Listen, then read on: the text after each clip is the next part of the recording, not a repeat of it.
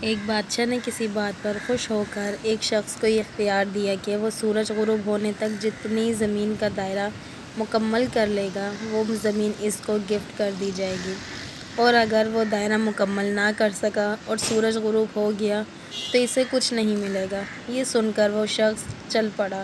چلتے چلتے ظہر ہو گئی تو اسے خیال آیا کہ اب واپسی کا چکر شروع کر دینا چاہیے، مگر پھر لالچ نے غلبہ پا لیا اور سوچا کہ تھوڑا سا اور آگے سے چکر کاٹ لوں۔ پھر واپسی کا خیال آیا تو سامنے کے خوبصورت پہاڑوں کو دیکھ کر اس نے سوچا اس کو بھی اپنی جاگیر میں شامل کر لینا چاہیے۔ الغرض واپسی کا سفر کافی دیر سے شروع کیا۔ اب واپسی میں یوں لگتا تھا جیسے سورج نے اس کے ساتھ مسابقت شروع کر دی ہے۔ وہ جتنا تیز چلتا پتہ چلتا سورج بھی اتنی جلدی ڈھل رہا ہے۔ عصر کے بعد تو سورج ڈھلنے کے بجائے لگتا تھا پگھلنا شروع ہو گیا ہے۔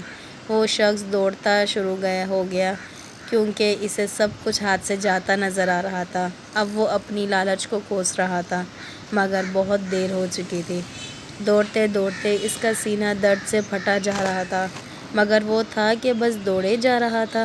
آخر سورج غروب ہوا تو وہ شخص اس طرح گرا کہ اس کا سر اس کے اسٹارٹنگ پوائنٹ کو چھو رہا تھا اور پاؤں واپسی کے دائرے کو مکمل کر رہے تھے۔ یوں اس کی لاش نے دائرہ مکمل کر دیا۔ جس جگہ وہ گرا تھا اسی جگہ اس کی قبر بنائی گئی اور قبر پر کتبہ لکھا گیا، اس شخص کی ضرورت بس اتنی ساری جگہ تھی جتنی جگہ اس کی قبر ہے۔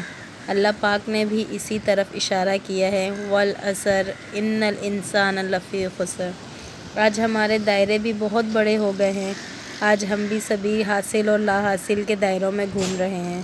چلیے واپسی کی سوچتے ہیں۔ اللہ پاک ہمیں موت سے پہلے موت کی تیاری کی توفیق نصیب فرمائے اور خاتمہ بالخیر فرمائے۔ آمین ثم آمین یا رب العالمین۔